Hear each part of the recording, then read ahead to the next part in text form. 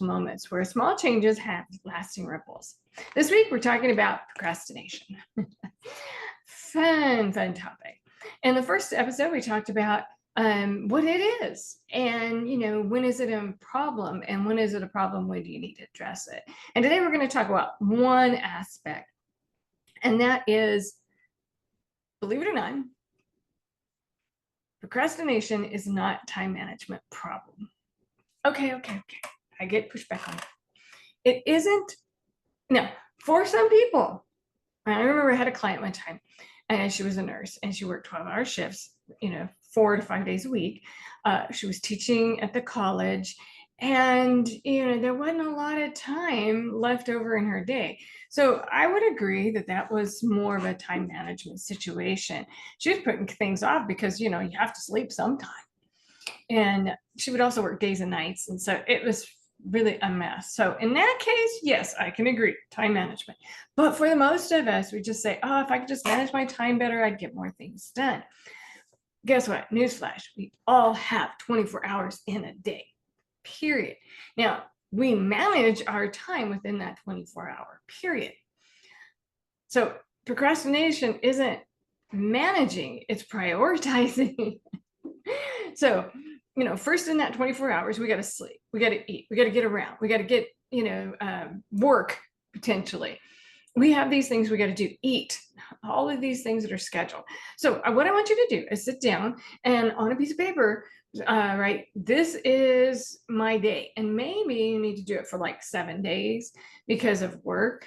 And then, it helps to kind of get a picture in your mind of where you're spending your time. And, put 24 hours. How much are you sleeping? From what time to what time? Now, a lot of people spend an awful lot of time trying to get some sleep. They have say they go to bed at 9, fall asleep at 11.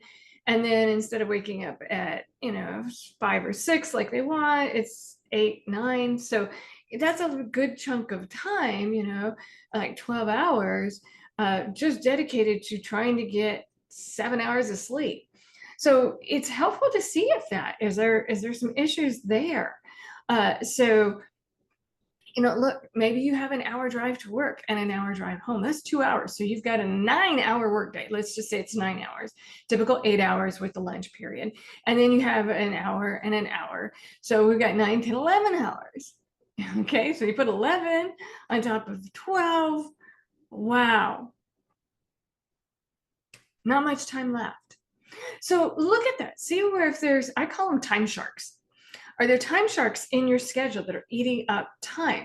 Such as, and of course, we've got to do things like go to the grocery store, take the kid to practice, all of these things. So look in there and see what, some people will be chronically sleep deprived and then end up sleeping all day on Sunday. Well, that's the only day they have to do garage cleaning and mowing and, all of these, get these things. So they always feel chronically behind and they think, oh my God, I'm procrastinating.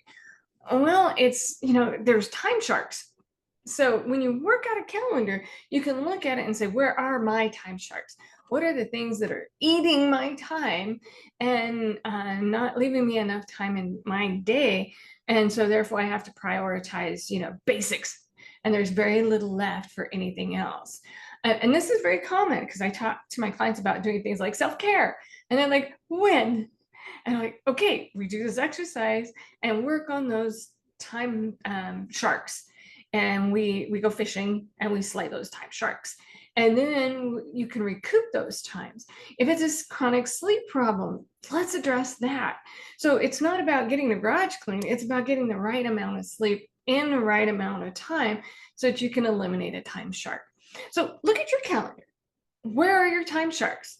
And write down those time sharks and figure out how can I slay the beast, so to speak. How can I get those time back? Because that's not about time management. It's about managing time. And there's a distinct difference. So look at your time. Look at your 24 hours. Do that over a week period. Find your time sharks. Then look at it. Are these things I can slay? If they're not, if you have to work, let's say you're a person that works 60, 70 hours a week, okay, yeah, not a lot else is going to get done because how much time and effort goes into working. So, time sharks, find them and work on how do I start to eliminate them. All right, thank you. And stay tuned for another exciting episode on procrastination.